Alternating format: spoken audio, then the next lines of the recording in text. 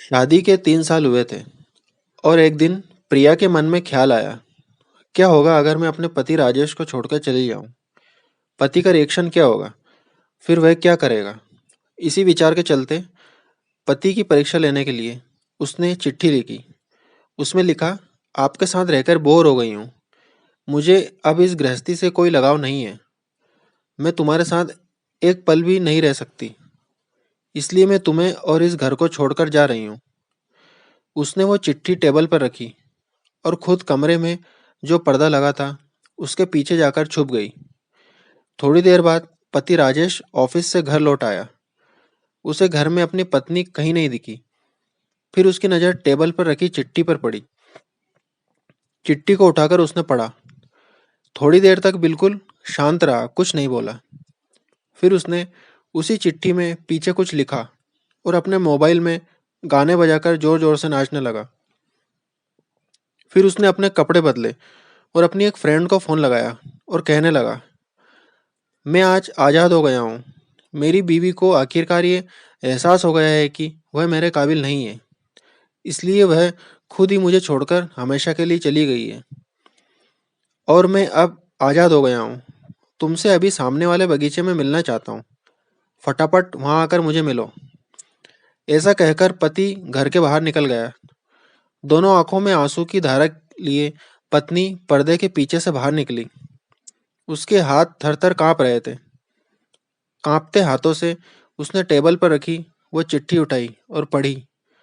उसमें पति ने लिखा था, अरे पगलेट, तुम्हें तो ठीक से छुपना भी नहीं आता।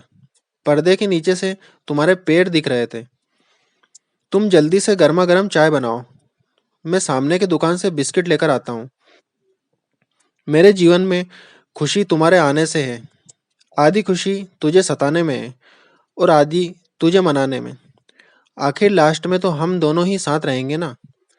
कभी हम झगड़े, एक दूसरे की टांग खींचे, एक दूसरे को बुरा भला कहें, फिर भी एक दूसरे पर दादागिरी करने के लिए लास्ट में तो हम दोनों ही रहेंगे ना।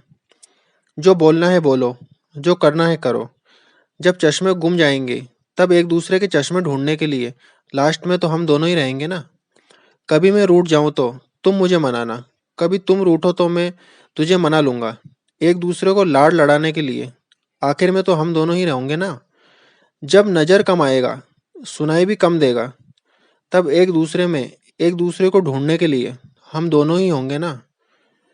जब घुटनों में दर्द बढ़ जाएगा, कहीं आना जाना भी बंद हो जाएगा, तब एक दूसरे के नाखून काटने के लिए तो हम दोनों ही होंगे ना। मेरी रिपोर्ट तो बिल्कुल क्लियर है, आई एम ऑल राइट बोलकर एक दूसरे को चिढ़ाने के लिए आखिर तो हम दोनों ही होंगे ना।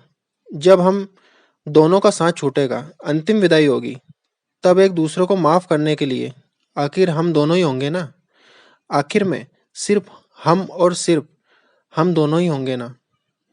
दोस्तों, कहानी खत्म होते होते प्रिया का रो रो कर बुरा हाल हो गया। उसे पता चल गया कि उसका पति उससे कितना ज्यादा प्यार करता है।